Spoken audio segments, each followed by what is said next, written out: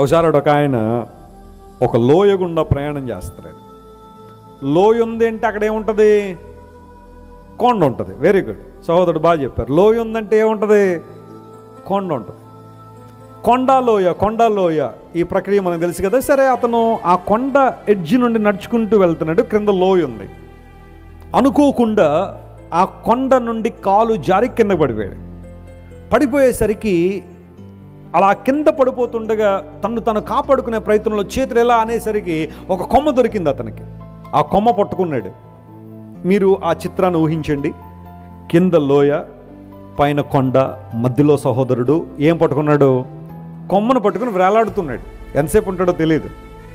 విచిత్రం ఏంటంటే ఆ కొమ్మ ఒక ఎండు కొమ్మ. ఎప్పుడు ఏ కొమ్మది? ఒక ఎండు కొమ్మ. అది ఎంతసేపు ఉంటుందో తెలియదు అనమాట. ఒక ఎండిపోయిన చెట్టు నుండి పడిన కొమ్మ పట్టుకున్నాడు. పైన కర్ర కర్ర కర్ర అంటుంది. అది అంటే ఎప్పుడు ఊడిపోతుందో తెలియదు అనమాట. ఇప్పుడు పిలిచాడు, ప్రభువా నన్ను కాపాడు నాయన, నీ బిడ్డను నాయన, లోయలో పడిపోయిన నాయన, కాపాడు నాయన అనగానే ప్రభువారు అతను కనబడ్డాడు. కనబడి, సహోదరుడా ఎందుకు పిలిచావు అన్నాడు. ప్రభు ఎందుకు పిలిచాడు మెల్లగా అడుగుతావేంటి నాయన?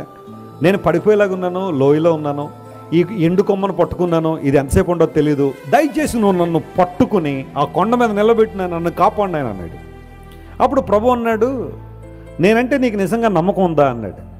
Do you really trust me?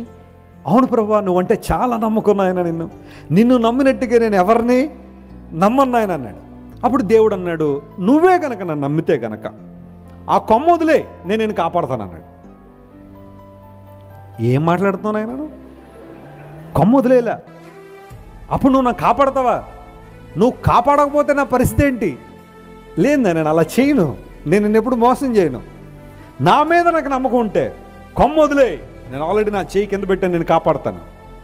నేను వదలను ఆయన. అసలు జరిగే పనే కాదు అది. నేను అలా కొమ్మ పట్టుకుని ఉండగానే నువ్వు నన్ను ఏం చేయము?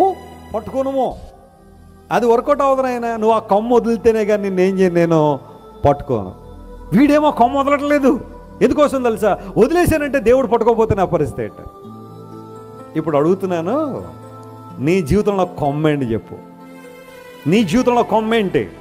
ప్రభువు నీకు మేలు చేయాలని పిలుస్తున్నాడు, నీకు రక్షణ ఇవ్వాలని పిలుస్తున్నాడు, మోక్ష రాజ్యం ఇవ్వాలని దేవుడు ఆశిస్తున్నాడు, సంతృప్తిని, సమాధానాన్ని, శాంతిని దేవుడు నీకు ఇవ్వాలని, నీ జీవితంలో ఒక అర్థాన్ని ఇవ్వాలని, నిత్యత్వాన్ని వారసత్వంగా నీకు ఇవ్వాలని ప్రభు పిలుస్తుంటే ఏ కొమ్మ పట్టుకుని ఉండిపోయావు? ఈరోజు నువ్వు దాన్ని విడిచిపెట్టాలి. If you want to feel the anointing of God, దేవుని అభిషేకం నువ్వు పొందాలంటే, ఆయన యొక్క నడిపింపు నీ జీవితంలో రావాలి అంటే చెప్పండి, ఆ కొమ్మ నువ్వేం చేయాలా? విడిచిపెట్టాలి. అబ్రహాం ఒకరోజు నా కొమ్మను వదిలేశాడు. ఆ కొమ్మ పేరేంటో తెలుసా? కల్దీ దేశం అనే కొమ్మను ఏం చేశాడు? వదిలేశాడు. దేవుడు చెప్పాడు, అబ్రహామా నేను నిన్ను దీవించాలంటే నేను చూపించే దేశానికి వెళ్ళు. Leave your house, leave your father's house, leave your country and get in the place that I'm gonna show you. నిన్ను ఏ ప్రాంతానికైతే నేను నడిపించాలనుకున్నా ఆ ప్రాంతం నువ్వు వెళ్ళాలి అంటే కల్దీ దేశాన్ని విడిచిపెట్టాలా. అబ్రహాము కల్దీ దేశాన్ని విడిచిపెట్టాడు కాబట్టే కనాను దేశంలోకి రాగలిగాడు. Praise the lord. విశ్వాస వీరుకు తండ్రిగా పిలువబడ్డానికి కారణం విడిచిపెట్టాల్సిన వాటిని విడిచిపెట్టాడు. ఎలీషా 12 అరకల ఎడ్లను, తనకున్న భూమిని, సమస్తాన్ని విడిచిపెట్టి దేవుణ్ణి వెంబడించడం ప్రారంభించాడు. కాబట్టి ఎలీషా ప్రభావితం కలిగిన ప్రవక్తగా ఆ కాలంలో దేవుని సేవ చేయగలిగాడు.